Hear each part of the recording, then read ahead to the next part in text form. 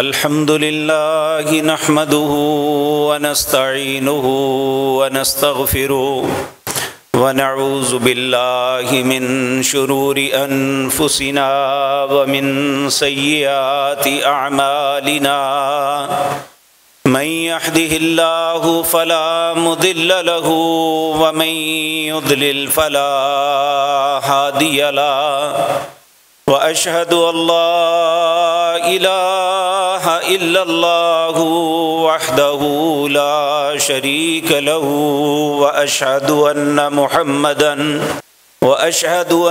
محمدا عبده ورسوله أما بعد فإن خير الحديث كتاب الله وخير الهدي هدي محمد صلى الله عليه وسلم وشر الأمور محدثاتها وكل محدثة بدعة وكل بدعة ضلالة وكل ضلالة في النار رب اشرح لي صدري ويسر لي أمري واحلل عقدة من لساني يفقهوا قولي اللهم انفعنا بما علمتنا وعلمنا ما ينفعنا وزدنا علما ربي أوزعني أن أشكر نعمتك التي أنعمت علي وعلى والدي وأن أعمل صالحا ترضاه وأصلح لي في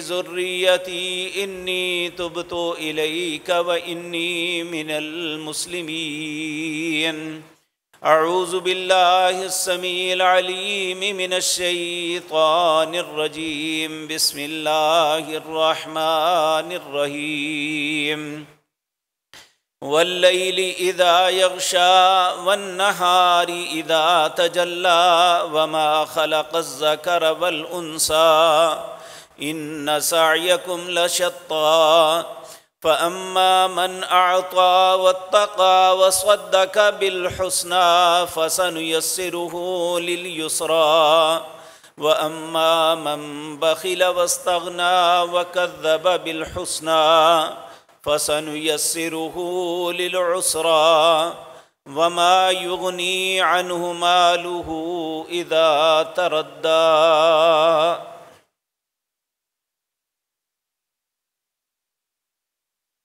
حضرات محترم، ہر مسلمان کو یہ بات معلوم ہونی چاہیے کہ اللہ مالک نے یہ جو دنیا کے اندر ہمیں زندگی کا کچھ وقت دیا ہے یہ بے مقصد نہیں ہے۔ اللہ رب العزت اس مقصد کو بیان کرتے ہوئے دو جگہ پہ یہ بات ارشاد فرماتے ہیں، الذی خلق الموت والحیات لیبلوکم ایکم احسن عملا۔ اے حضرت انسان، تیری زندگی کا میں مالک ہوں اور تیری موت کا مالک بھی میں ہوں، اللہ فرما رہے ہیں۔ اور انسان کے پیدا ہونے سے لے کر اس کی موت تک جو اللہ وقت دیا ہے ایک خاص مقصد کے لیے، وہ مقصد کیا ہے؟ لیبلوکم ایکم احسن عملا۔ اللہ دیکھنا چاہتا ہے کون اچھا کام کرتا ہے۔ نبی کریم صلی اللہ علیہ وسلم نے ارشاد فرمایا، ان اللہ لا ينظر الى صورکم واموالکم۔ لوگو، اللہ تمہارے چہروں کو نہیں دیکھتا اور نہ ہی تمہارے مال کو دیکھتا ہے۔ ایک حدیث میں آتا ہے، ان اللہ لا ينظر الى صورکم واجسادکم۔ اللہ نہ تمہارے چہروں کو دیکھتا ہے نہ تمہارے جسموں کو دیکھتا ہے، پھر دیکھتا کیا ہے؟ وَلَكِنْ يَنْظُرُ إِلَىٰ قُلُوبِكُمْ وَأَعْمَالِكُمْ۔ یا اللہ تمہارے دلوں کو دیکھتا ہے، تمہارے من کے اندر کیا ہے، اور یا اللہ تمہارے اعمال کو دیکھتا ہے، تمہارے اعمال کیسے ہیں، اچھے ہیں یا برے ہیں۔ میرے بھائیو، اس میں کوئی شک نہیں، ہمارے ایمان کا یہ ایک حصہ ہے کہ ہم اس بات پہ عقیدہ رکھیں کہ ہمیں اللہ نے صرف نیک عمل کے لیے پیدا کیا ہے اور کوئی مقصد نہیں۔ لیکن جیسے جیسے دنیا کا وقت گزر رہا ہے، ہمارے اندر یہ بات مٹتی چلی جا رہی ہے، نیکی اور برائی کا کانسیپٹ مٹ رہا ہے، نیکی کو نیکی نہیں سمجھا جاتا اور برائی کو برا نہیں تصور کیا جا رہا، بلکہ حد تو یہ ہے کہ اسلام کے احکامات کے اوپر اعتراضات اٹھائے جا رہے ہیں۔ اگر کوئی شخص اللہ کا یہ حکم کہتا ہے کہ اللہ رب العزت کے اختیار میں ہے کہ وہ نیکی کی توفیق دیتا ہے، تو کہتے ہیں اگر اللہ کے اختیار میں ہے تو ہمارا پھر کیا اختیار ہے؟ پھر اللہ نے ہمیں توفیق ہی نہیں دی تو ہمیں پوچھنا کیا ہے؟ یعنی ہماری جرت کا یہ عالم ہے کہ اللہ کے معاملے میں بھی ہمیں ڈر اور خوف نہیں آتا۔ آج کی مجلس میں یہ بات عرض کرنی ہے کہ اللہ مالک کن لوگوں کو نیکی کی توفیق عطا کرتے ہیں، اور کیا اسباب ہوتے ہیں، کیا عوامل ہوتے ہیں جس کی وجہ سے اللہ اس کے لیے نیکی کا رستہ آسان کرتے ہیں، اور کون سے ایسے عوامل ہیں، کون سے ایسے کام ہیں اگر انسان ان کا ارتکاب کرتا ہے تو اللہ اس سے نیکی کی جو ہے استطاعت سلب کر لیتے ہیں، نیکی کی طاقت چھین لیتے ہیں، اللہ اس کے لیے برائی کے رستے آسان کر دیتے ہیں۔ تو میں نے جو آیت آپ کے سامنے پڑھی ہے، یہ سورۃ واللیل ہے، 30واں پارہ ہے۔ اللہ اپنی بات کا آغاز کرتے ہیں واللیل اذا یغشا، مجھے قسم ہے رات کی جب وہ ڈھانپ لیتی ہے، چھا جاتی ہے۔ واللیل اذا یغشا والنہار اذا تجلی، دن کی قسم ہے جب وہ روشن ہو جاتا ہے، منور ہو جاتا ہے۔ وما خلق الذکر والانثى، میں نے ہر انسان کو نر اور مادہ پیدا کیا ہے، کچھ مادہ ہے، خواتین ہیں، اور کچھ مرد ہیں۔ پھر اللہ فرماتے ہیں ان سعیکم لشتی، ہر انسان جو ہے وہ مرد ہے یا عورت، ہر کی کوشش، ہر کی سٹرگل، ہر کی جد و جہد الگ الگ ہے۔ کوئی بھلائی کی کوشش کرتا ہے، کوئی برائی کی۔ بھلائی کی کوشش کون کرتے ہیں؟ کنہیں توفیق ملتی ہے، اور برائی کن کا مقدر بنتی ہے؟ آگے اللہ دونوں باتوں کا تذکرہ کر رہے ہیں۔ تو یہ عرض کرنے کا مقصد یہ ہے کہ ہماری عادت بن گئی ہے کہ ہر کام اللہ پہ ڈال دیں، جبکہ اللہ ہمارے لیے، دیکھیں ایک فطرتی بات ہے کہ انسان جس کی چیز کے لیے کوشش کرتا ہے اس کا وہ رستہ آسان ہو جاتا ہے۔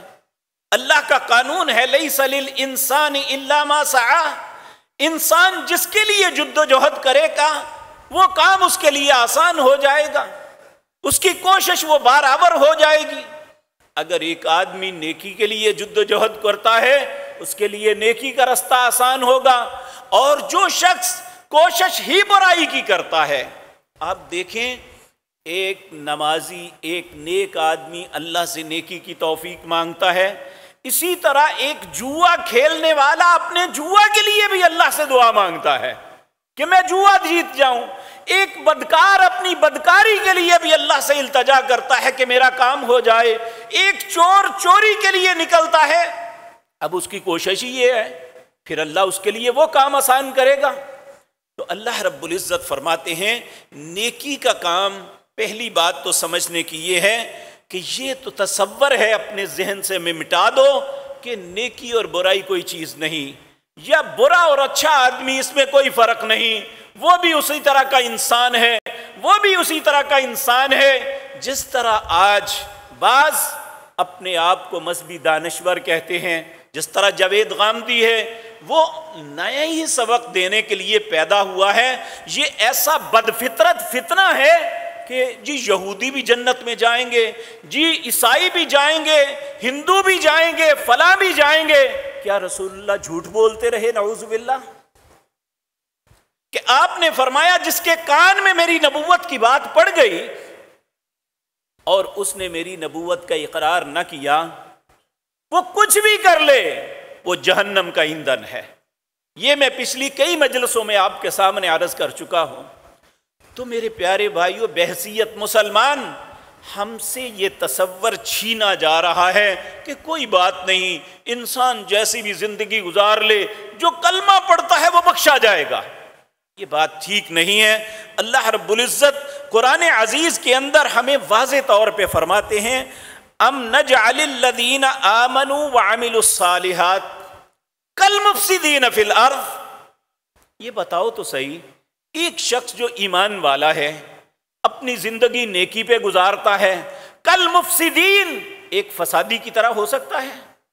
اور پھر فرمایا کالمفسدین فی الارض ام نجعل المتقین کالفجار.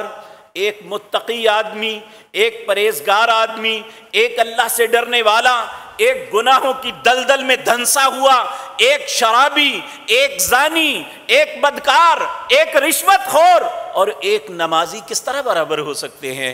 ایک حلال کھانے والا اور ایک حرام خور کس طرح برابر ہو سکتے ہیں؟ دوسرے مقام پہ اللہ رب العزت فرماتے ہیں افنجعل المفسدین کالمجرمین ما لکم کیف تحکمون. ایک اللہ کی فرما برداری کرنے والا، مسلمان کا مطلب ہے فرما بردار، ایک اللہ کی اطاعت میں زندگی بسر کرنے والا، اور ایک مجرم آدمی جس کی زندگی گناہوں میں دلدل کے اندر دھنسی ہوئی ہے. کہا یہ دونوں کیسے برابر ہو سکتے ہیں؟ اللہ فرماتے ہیں ما لکم کیف تحکمون. کیسا فیصلہ کر رہے ہو تم؟ اور یہ فیصلہ آج کر رہے ہیں کہ بھائی سب اچھے ہیں، کسی کو برا نہ کہو.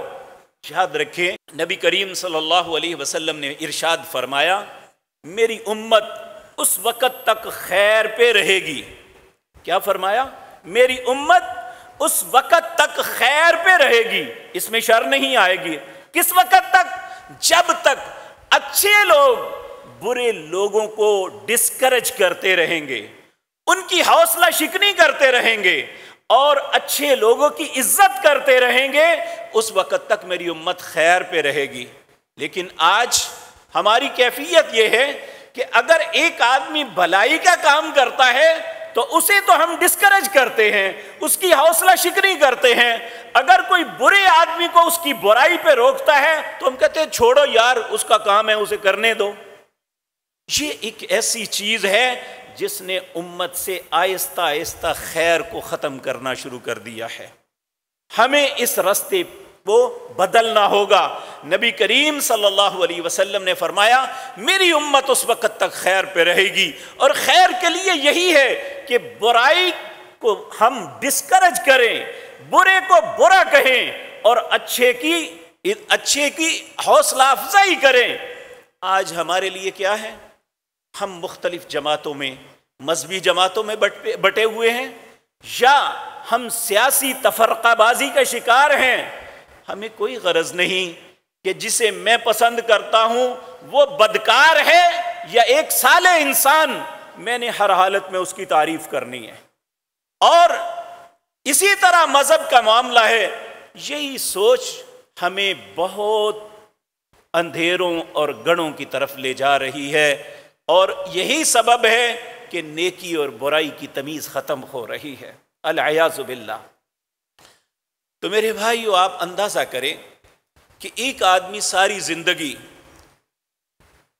مختلف فلموں میں کام کرتا ہے، لوگوں کو بے حیائی کی دعوت دیتا رہا ہے، اور لوگوں کو بدکاری اور ایسی ایسی باتیں سکھاتا رہا ہے کہ جو اللہ اور اس کے رسول کی کسی بھی صورت میں اطاعت اور فرما برداری نہیں تھی. ہم اس کی تعریفوں میں زمین و آسمان کے پل باندھ رہے ہیں کہ اس نے قوم کی بڑی خدمت کی ہے. کہ قوم کو بدکاریوں کی رستے دکھانا یہ خدمت ہے. جی اس نے سافٹ امیج جو ہے دنیا کے اندر ہمارا کیا ہے، اور وہ ہمارے یہ لوگ جنہیں ہم بہت بڑے سمجھتے ہیں، ہندوستان میں ہندوؤں میں جا کے کہتے ہیں ہم محبت بانٹنے کے لیے آئے ہیں۔ کیا ہندوؤں نے بھی کبھی ہمارے مسلمانوں کے لیے محبت بانٹی ہے؟ تمہارے دل کے اندر ہی اتنا آ گیا ہے کہ ہم نے غیر مسلمانوں کے لیے محبتیں بانٹنی ہے، اور اپنے مسلمانوں کے لیے ترس کی بات ہی کوئی نہیں ہے۔ ہر مسلمان دوسرے مسلمان کا دغا دینے کے اوپر تلا ہوا ہے۔ لوگوں کے لیے تو ہماری محبتیں اور اپنے کے لیے بغض، جبکہ اللہ نے مسلمانوں کی نشانی یہ بتائی، رحماء بینہم، آپس میں رحم دل، ایک دوسرے کے خیر خواہ۔ اسی لیے ہم سے نیکی کی توفیق چھن رہی ہے، اسی لیے برائی کا غلبہ ہو رہا ہے، اسی لیے نیکی دب رہی ہے کہ ہم نے وہ رستے چھوڑ دیے جو نیکی کی طرف ہمیں آسانی کا رستہ دینے والے تھے۔ وہ کیا ہیں؟ اللہ رب العزت فرماتے ہیں فَأَمَّا مَنْ أَعْطَى، پہلی صفت نیکی کا رستہ آسان ہونے کے لیے کہ انسان عطا کرنے والا بنے۔ عطا کیا ہے؟ یہ ضروری نہیں پیسے ہی دے، ہم خیر کا کوئی کلمہ ہی کسی کے لیے کہہ دیں، ہم کسی کے اچھے برے وقت کام ہی آ جائیں، یہ بھی ایک عطا ہے۔ لیکن آج ہماری کیفیت تو یہ بنی ہوئی ہے کہ میں اپنے مفادات کے دائرے سے نکلنے کے لیے نہیں تیار، مجھے کوئی غرض نہیں کہ کسی کا کچھ رہتا ہے یا نہیں رہتا، مجھے یہ غرض ہے کہ میرا مفاد کیسے پورا ہوتا ہے۔ اگر مسلمان کی کیفیت یہ ہوگی تو پھر نیکی کی توفیق نہیں ملے گی۔ نیکی کی توفیق کسے ملے گی؟ یہ بیسیکلی آیتیں سیدنا ابو بکر کے متعلق اتری تھی، لیکن قیامت تک آنے والے مسلمانوں کے لیے قاعدہ قانون بن گئی۔ یہ کیوں اتری؟ حضرت ابو بکر صدیق رضی اللہ تعالیٰ عنہ جب مسلمان ہو گئے تو لازمی بات ہے، اسلام کے آغاز میں کوئی لینڈ لارڈ لوگ مسلمان نہیں ہوئے تھے، کیونکہ مالدار آدمی ہمیشہ مفاد کو دیکھ کے اپنا رستہ بدلتا ہے۔ غریب لوگ جو ہیں انہوں نے اسلام کو قبول کیا، اور ان پہ ظلم و ستم جب ہونے لگے تو حضرت ابو بکر ان غریب غلاموں کو، لونڈیوں کو آزاد کر دیتے۔ اس وقت حضرت ابو بکر کے والد ابو قحافہ مسلمان نہیں ہوئے تھے۔ ایک دن انہوں نے اپنے بیٹے ابو بکر کو بٹھا لیا، کہنے لگے ابو بکر مجھے تمہاری عادت یہ اچھی لگتی ہے کہ تم غلاموں کو، لونڈیوں کو آزاد کرتے ہو، یہ ایک خیر خواہی ہے، لیکن بیٹے میری ایک بات یاد رکھو۔ آپ فرمانے لگے ابا جان کیا بات یاد رکھو؟ کہنے لگے بیٹے جوان غلاموں کو اور لونڈیوں کو آزاد کرو، تاکہ اگر کسی وقت تم پہ کوئی ایسا وقت آ جائے تو وہ تمہاری مدد کریں۔ تو سیدنا ابو بکر تعجب سے کہنے لگے ابا جی میں ان کو آزاد اس لیے تو نہیں کرتا، اس لیے تو نہیں کیا کہ یہ کل کو میرے مددگار بنیں گے، میں تو اس لیے کرتا ہوں کہ ان پہ ظلم و ستم ہوتا ہے اسلام کی وجہ سے، اور میں صرف اپنے رب کو راضی کرنے کے لیے کرتا ہوں۔ تو اللہ نے یہ آیتیں اتار دی فَأَمَّا مَنْ أَعْطَى، وہ جو عطا کرتے ہیں۔ اس لیے یہ یاد رکھیں یہ قیامت تک کے لیے اللہ کا اصول ہے، جو عطا کرتا ہے وَاتَّقَى، اور اپنے دل میں خوف خدا پیدا کرتا ہے۔ نبی کریم صلی اللہ علیہ وسلم اپنے دل میں خوف کے لیے اللہ سے دعا مانگا کرتے تھے۔ امام ترمذی رحمہ اللہ جامع الدعا کے اندر اس کا تذکرہ کیا ہے۔ آپ اللہ سے دعا کرتے ہوئے کہتے اللہم اقسم لنا من خشیتک ما تحول به بیننا وبین معصیتک، اے اللہ جب تو اپنا ڈر تقسیم کرنے لگے تو اس کا کچھ حصہ مجھے بھی عطا کر دینا۔ کیوں؟ ما تحول به بیننا وبین معصیتک، تاکہ جب میں گناہ کرنے لگوں تو میرے اور گناہ کے درمیان تیرا ڈر آ جائے۔ اور یقین جانیے انسان اسی وقت گناہ کرتا ہے جب اس کے دل میں خوف خدا نہ ہو، یا اس کو دبا لے۔ جب انسان کے اندر تقوی کی نعمت ہو، اللہ کا ڈر ہو، تو پھر وہ گناہ کرنے سے پہلے ہی ڈر جاتا ہے۔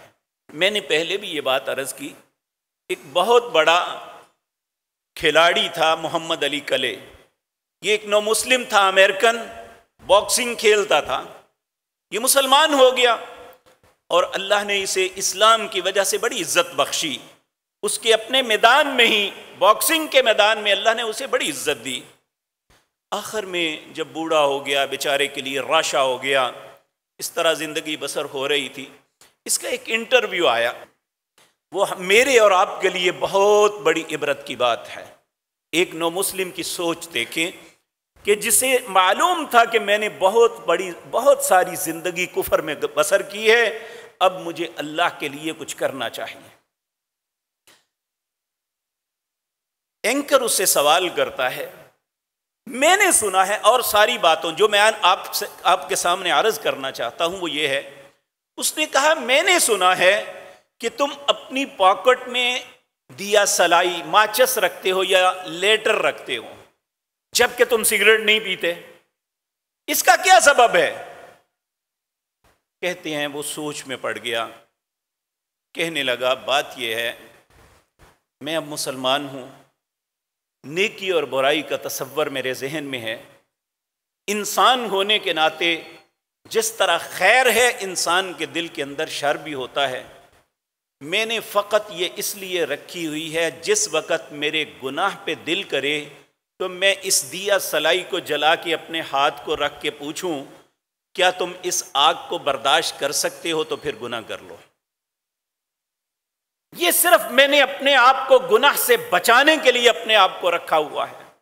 یہ ایک نو مسلم کی جو نیا نیا اسلام میں داخل ہوا تھا، یہ اس کی سوچ ہے. تو ہمارے تو باپ دادا بھی مسلمان تھے، ہماری سوچ کہاں کے چلی گئی ہے؟ تو اللہ رب العزت کہتے ہیں، تین صفات اپنے اندر پیدا کرو اگر نیکی کی توفیق چاہتے ہو. پہلی، فَأَمَّا مَنْ أَعْطَى، عطا کرنا سیکھو، دینا سیکھو، چھیننا نہ سیکھو. ہر بات پہ ظلم اور تعدی کا معاملہ نہ کرو، کسی کا احساس بھی کر لیا کرو. فَأَمَّا مَنْ أَعْطَى وَاتَّقَى، اپنے دل میں خوف خدا پیدا کرو. وَصَدَّقَ بِالْحُسْنَى، اچھی بات کی تصدیق کرو، اچھی بات پہ منہ ناک نہ چڑھاؤ. اگر کوئی خیر کی بات کرتا ہے، اچھی بات اگر شیطان نے بھی کی ہے تو نبی کریم نے اسے قبول کرنے کا حکم دیا. اس کی مثال ہمیں ملتی ہے. اللہ اکبر. نبی کریم صلی اللہ علیہ وسلم کے پاس زکوٰۃ کا مال آیا. وہ ایک گندم یعنی جنس کا ڈھیر تھا. آپ نے حضرت ابو ہریرہ کو کہا کہ تم رات کو اس کا پہرا دو کہ کوئی اسے اٹھا کے نہ لے جائے. حضرت ابو ہریرہ پہرا دینے لگے. جب رات کافی بیت گئی تو آپ نے دیکھا ایک شخص ایک کونے پہ بیٹھ کے وہ گندم اپنی بوری میں بھر رہا ہے. وہ چپکے سے گئے، جا کے اسے پکڑ لیا. تو جب پکڑا تو اس کا ہاتھ جو تھا ان کے ہاتھ میں آیا، جس طرح کتے کا پاؤں ہوتا ہے اس طرح، اور جنات کا اسی طرح کا ہاتھ پاؤں ہوتا ہے جس طرح کتے کا ہوتا ہے. اس نے فوراً منتیں شروع کر دی، ایک دفعہ مجھے چھوڑ دو، میں کبھی نہیں آؤں گا. جب اس نے بڑی منتیں کی، مسلمان بڑا نرم دل ہوتا ہے، یہ بات یاد رکھیں. نبی کریم صلی اللہ علیہ وسلم نے فرمایا، المنافق والکافر زج لئیم، کافر اور منافق کمینہ بھی ہوتا ہے، بدفطرت بھی، اس کے دل میں کوئی ترس نہیں ہوتا. اور اس کے برعکس ایک مومن آدمی معصوم بھولا بالا ہوتا ہے اور خیر خواہ ہوتا ہے، اس کے دل میں بھلائی ہوتی ہے، کسی کی منتوں پہ وہ جو ہے اپنے دل کو اور سخت نہیں کرتا. یہ ایک معیار ہے نفاق اور اسلام کا. تو میرے پیارے بھائیو، آپ نے کہا چلو جانے دو. کہتا ہے میں نہیں آؤں گا، تو چلا گیا. جب صبح فجر کی نماز کے لیے آپ تشریف لے گئے تو نبی کریم کو بات بتلائی. نبی کریم نے فرمایا، ابو ہریرہ وہ شیطان تھا، پھر آئے گا. اس نے جھوٹ بولا ہے کہ میں نہیں آؤں گا، تو وہ پھر آئے گا. دوسری رات پھر آپ پہرے پہ تھے، تو پھر اسی طرح ہوا. رات کا پچھلا پہر ہوا تو وہ آیا اور گندم بھرنے لگا، آپ نے پھر پکڑ لیا. پھر اس نے بڑی منت سماجت کی، دوسرے دن آپ نے پھر چھوڑ دیا. جب تیسرا دن آیا، نبی کریم کو جا کے بتایا تو آپ نے فرمایا وہ پھر آئے گا۔ تیسرے دن جب پکڑا تو کہا اب میں نہیں چھوڑوں گا، میں نبی کریم کی خدمت میں تمہیں لے کے جاؤں گا۔ وہ کہنے لگا میں تمہیں ایک بات بتاتا ہوں کہ میں ہمیشہ کے لیے تم مجھ سے محفوظ ہو جاؤ گے۔ اس نے کہا کیا؟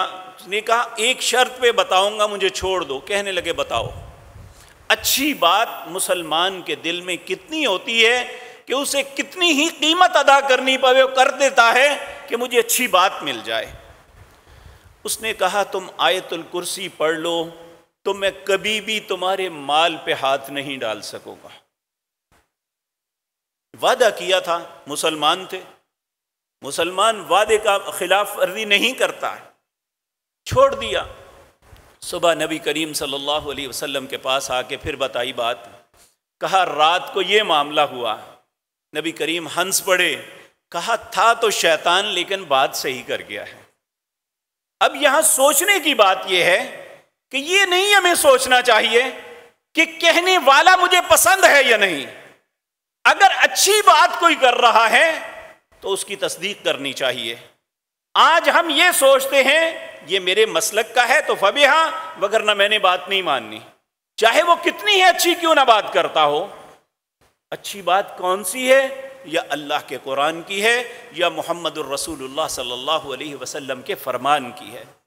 تو میرے پیارے بھائیو، وصدق بالحسنی، تیسری صفت جب انسان اپنے اندر یہ پیدا کر لیتا ہے، پہلی وَأَمَّا مَنْ أَعْطَى، عطا کرنے والا بن جاتا ہے، وَاتَّقَى، اور اپنے دل میں خوف خدا پیدا کر لیتا ہے، وَصَدَّقَ بِالْحُسْنَى، اور اچھی بات کی تصدیق کرتا ہے کہیں سے بھی ملے، تو اللہ رب العزت فرماتے ہیں فَسَنُيَسِّرُهُ لِلْيُسْرَى، ہم اس کے لیے نیکی کے رستوں کو آسان کر دیتے ہیں۔ تو یہ ہے توفیق جو اللہ دیتے ہیں۔ تو توفیق تب ملتی ہے جب انسان اپنے اندر یہ صفات پیدا کرتا ہے، جب وہ اس کے برعکس چلتا ہے۔ کہا وَأَمَّا مَنْ بَخِلَ، بخیل بن جاتا ہے۔ بخیل کیا ہے؟ نہ تو کسی کو دیتا ہے اور صرف یہی کوشش ہوتی ہے دوسروں سے چھین لیں، اپنے مفاد کے لیے دوسرے کا نقصان کر دیں تو کر دیں، اپنا نقصان نہیں ہونے دینا۔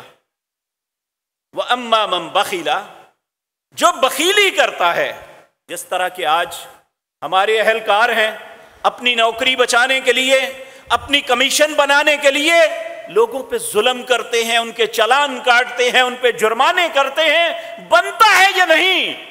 ہمیں اپنا ٹارگٹ پورا کرنا ہے۔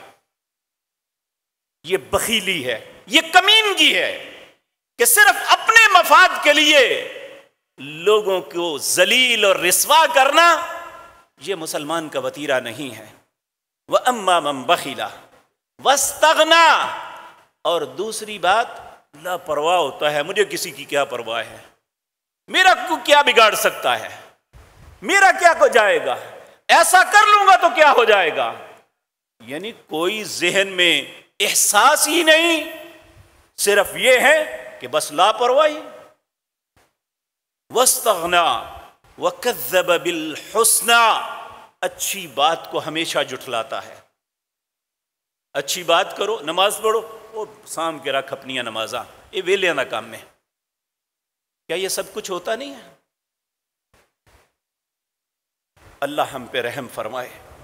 وَكَذَّبَ بِالْحُسْنَى، جب یہ بندے کے اندر باتیں آ جائے، وَأَمَّا مَنْ بَخِلَ وَاسْتَغْنَى وَكَذَّبَ بِالْحُسْنَى فَسَنُيَسِّرُهُ لِلْعُسْرَى، پھر اللہ اس کے لیے برائی کے رستے آسان کر دیتا ہے۔ اور نبی کریم صلی اللہ علیہ وسلم نے فرمایا ایمان کی علامت یہ ہے کہ اگر اس سے کوئی غلطی ہو جاتی ہے تو وہ پریشان ہو جاتا ہے، اور اس کا دل جو ہے وہ اس وقت تک مطمئن نہیں ہوتا جب تک وہ اللہ سے معافی نہ مانگ لے۔ لیکن ایک منافق، ایک کافر، ایک فاسق کے لیے برائی ایسے ہوتی ہے جیسے چہرے پہ مکھی بیٹھی اس نے اڑا دی، یہی ہے۔ گناہ ہو گیا پھر کیا ہوا، پھر ہو گیا پھر کیا ہوا۔ تو میرے پیارے بھائیوں، آج ہماری کیفیتیں ہم خود اپنے آپ کو اس ترازو میں رکھ کے تول لیں۔ ہم کہتے ہیں جی میں کوشش کرتا ہوں نماز پڑھنے کی، نہیں پڑھی جاتی، میں کوشش کرتا ہوں روزے رکھنے کی، نہیں رکھے جاتے۔ بھئی کیسے رکھے جائیں؟ کیسے نماز کی توفیق ملے؟ جبکہ توفیق تو نیکی کی اسے ملے گی فَأَمَّا مَنْ أَعْتَى وَاتَّقَى وَصَدَّقَ بِالْحُسْنَى، جو عطا کرنے والا ہو، جو خوف خدا رکھنے والا ہو، جو اچھی بات کی تصدیق کرنے والا ہو، تو پھر تو نماز میں لطف آئے گا، پھر تو نماز کا رستہ آسان ہوگا، پھر تو خیر کا ہر رستہ ہمارے لیے کھلے گا۔ اور جب ہماری کیفیت ہی الٹ ہوگی تو پھر نماز کیسے انسان کی کیفیت بنے گی؟ وہ کیسے نماز ادا کر سکے گا؟ وہ کیسے نیکی کا کام کر سکے گا؟ وہ کیسے کسی کے خیر کا سوچ سکے گا؟ جبکہ اس نے ہر وقت برائی کا ہی سوچنا ہے تو اسے نیکی کی توفیق تو پھر نہیں ملے گی۔ العیاذ باللہ۔ میرے عزیز بھائیوں، آج ہماری معاملات اسی لیے الجھے ہوئے ہیں۔ اور یہاں ایک بات اور عرض کر دو، ہمیشہ چور اسی گھر میں آتا ہے جس کے گھر میں دانے یا پیسوں کی توقع ہو، اور شیطان بھی اس کے پاس آتا ہے جو نیکی کی طرف راغب ہو، جو نیکی کرنے والا ہے، کیونکہ شیطان کو کوئی مقصد نہیں کسی کافر کے گھر جانے کی، وہ تو پہلے ہی اس کا ساتھ دے رہا ہے۔ وہ ہمیشہ ایسے انسان کے گھر اور اس کے دل کو ڈھونڈتا ہے جو نیکی کی طرف راغب ہے، جو دینے والا ہے، جو اللہ سے ڈرنے والا ہے، اور اسے یہ نئے رستے ڈالتا ہے۔ اسے یہ تو نہیں کہتا تو نیکی نہ کر، بلکہ ایسے طریقے اختیار کرتا ہے۔ نبی کریم صلی اللہ علیہ وسلم نے فرمایا، ایک شیطان ہے جس کا نام خنزب ہے، یہ ابن آدم کو نماز سے روکتا ہے۔ جب اذان کی آواز آئی تو وہ اسے مختلف باتوں میں الجھاتا ہے، فلاں کام کر لو، فلاں کر لو، اگر سویا ہے تو اسے تھپ تھپاتا ہے۔ لیکن پھر بھی انسان جس کی قسمت اچھی ہے وہ اللہ کے گھر کی جانب چل پڑتا ہے، یا وہ خاتون ہے تو اپنے گھر میں نماز کی تیاری کرتی ہے، جب وضو کر کے نماز کے لیے کھڑا ہوتا ہے تب تک یہ پیچھا نہیں چھوڑتا۔ جب وہ نماز کے لیے اللہ اکبر کہہ کے ہاتھ باندھتا ہے تو یہ قسم اٹھا کے کہتا ہے میں تیری نماز کا کچھ حصہ تجھ سے چھین لوں گا۔ کس طرح چھینتا ہے؟ کہتا ہے فہی قضا، فہی قضا، فلاں بات یاد کرو، فلاں بات یاد کرو۔ انسان کو نماز کے اندر ایسا الجھاتا ہے اسے احساس ہی نہیں ہوتا میں نماز کیسے پڑھ رہا ہوں۔ اور اسی طرح ایک طریقہ اس کا یہ بھی ہے، نبی کریم صلی اللہ علیہ وسلم نے فرمایا میری امت کے اندر سب سے بڑا فتنہ جو ہے وہ دجال کا فتنہ ہے۔ پھر آپ نے فرمایا مجھے اس سے بھی بڑے ایک فتنے کا ڈر ہے۔ صحابہ نے کہا یا رسول اللہ وہ کیا فتنہ ہے؟ آپ نے فرمایا شرک خفی۔ پوچھا اللہ کے پیارے حبیب صلی اللہ علیہ وسلم یہ شرک خفی کیا چیز ہے؟ آپ نے فرمایا ایک بندہ نماز پڑھ رہا ہے یا کوئی بھی نیک کام کر رہا ہے اور وہ دیکھتا ہے کچھ لوگ مجھے دیکھ رہے ہیں، وہ ان کو دکھانے کے لیے اپنے عمل کو لمبا کر دیتا ہے تاکہ یہ سمجھے کہ یہ بڑا نیک آدمی ہے، یعنی یہ سوچ پیدا کر کے اس کے عمل کو برباد کر دیتا ہے۔ اور اسی طرح میرے پیارے بھائیوں ایک ہمارے، کیونکہ ہم بعض اوقات یہ کہتے ہیں میں نمازیں بھی پڑھتا ہوں، میں وظائف بھی کرتا ہوں، دعائیں بھی مانگتا ہوں، لیکن میری فلاں کام کیوں نہیں ہوتا؟ میرے پیارے بھائیوں کبھی بھی دنیا کی چاہت کے لیے نیک عمل نہیں کرنا چاہیے۔ اگر اللہ کے لیے رضا کے لیے کریں گے تو دنیا بھی ملے گی اور آخرت بھی ملے گی، کیونکہ اللہ کا قانون ہے وَمِنْهُمْ مَنْ يَقُولُ رَبَّنَا آتِنَا فِي الدُّنْيَا وَمَا لَهُ فِي الْآخِرَةِ مِنْ خَلَاقٍ۔ اگر دنیا کی چاہت کے لیے کرو گے تو شاید دنیا مل جائے لیکن آخرت میں کچھ نہیں ملے گا، تو یہ بھی ایک نقصان کا سودا ہے، یہ کبھی نہیں انسان کو کرنا چاہیے۔ وَمِنْهُمْ مَنْ يَقُولُ رَبَّنَا آتِنَا فِي الدُّنْيَا حَسَنَةً وَفِي الْآخِرَةِ حَسَنَةً وَقِنَا عَذَابَ النَّارِ۔ انسان جب بھی کوئی نیک عمل کرے تو اسے آخرت کو مد نظر رکھتے ہوئے، دنیا اور آخرت دونوں کو مد نظر رکھے، اللہ دونوں عطا کر دیں گے۔ اس لیے یہ نیک عمل جب انسان جس طرح کہ آج اکثر اوقات ہوتا ہے، نبی پاک نے اسے پسند نہیں فرمایا کہ انسان کہتا ہے میرا فلاں کام ہو جائے میں اتنے روزے رکھوں گا، فلاں کام ہو جائے میں اتنا صدقہ کروں گا، میں اتنے نفل پڑھوں گا۔ وہ کام ہو جاتا ہے، اور چاہیے تو یہ کہ اللہ سے ایک وعدہ کیا ہے پورا کرے۔ پہلی بات تو یہ کہ یہ ایسا کرنا رسول اللہ نے پسند نہیں فرمایا، کہا اللہ بخیل سے ایسا کرواتا ہے۔ لیکن جب ہمارا کام ہو جاتا ہے تو پھر ہم مولوی صاحب سے پوچھتے ہیں دیکھیں جی میں نے وعدہ کیا تھا یہ کام ہو جائے میں اتنے نفل پڑھوں گا، اب دیکھیں نا 1000 نفل کون پڑھے، کیا اس کا کوئی آلٹرنیٹ، کوئی متبادل ہے؟ بھئی کس نے کہا تھا یہ کرو؟ کیا اللہ نے کہا ہے کہ مجھے شرط دو گے تو میں تب تمہیں دوں گا؟ وہ تو کہتا ہے وَقَالَ رَبُّكُمْ اُدْعُونِي أَسْتَجِبْ لَكُمْ، تمہارا رب کہتا ہے مجھ سے مانگو میں تمہیں عطا کرتا ہوں۔ اور میرے بھائیو بہت بڑی بات یہ ہے کہ آج کچھ سبب یہ بھی ہے کہ ہمارے اندر آخرت کا تصور مان پڑ گیا ہے، ہمیں احساس نہیں ہے کہ جو کچھ آج اس کمرہ امتحان میں اس دنیا کی زندگی میں ہم کر رہے ہیں ایک دن اس کا نتیجہ بھی ملنا ہے۔ اس نتیجے سے ہم بے خبر ہیں، صرف شاید چند لوگ ہوں وگرنہ ہر انسان بے خبر ہے، اسے احساس نہیں۔ بلکہ ابھی جو آیتیں میں آپ کے سامنے عرض کرنے لگا ہوں یہ سورۃ الحاقہ کی ہیں۔ جب انسان کا رزلٹ اسے ملے گا اچھا یا برا تو اس وقت انسان کی کیفیت کیا ہوگی کہ آج انسان جو ہے اس کا تصور نہیں کرتا، اس کو سوچ میں بھی نہیں لاتا۔ ایک مرتبہ جب یہاں پہ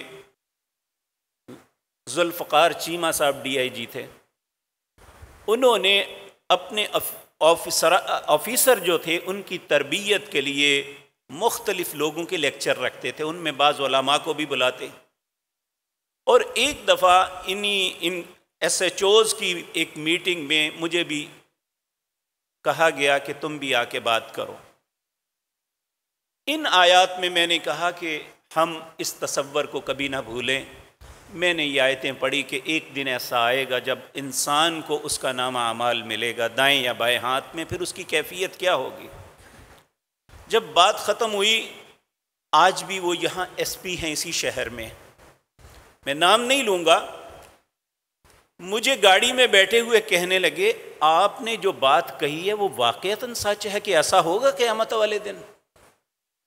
یعنی ایک بہت بڑے منصب پہ فائز، اس وقت وہ ڈی ایس پی تھے، بہت بڑے منصب پہ فائز ہیں، اور آخر دنیاوی تعلیم اچھی خاصی انہوں نے حاصل کی ہوگی، لیکن کیفیت یہ ہے کہ اللہ نے جو قرآن میں تصورات دیے ہیں ان کے متعلق اتنے لا علم ہیں کہ پتہ ہی نہیں کہ ایسا بھی ہو جائے گا۔ یہی سبب ہے کہ آج ہم میں برائی عروج پہ چاہ رہی ہے اور بلائی ہمارے اندر سے مٹتی چلی جا رہی ہے۔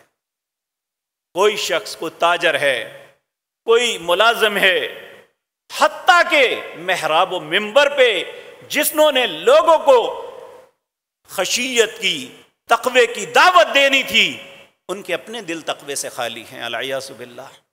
اللہ ہم سب پہ رحم فرمائے۔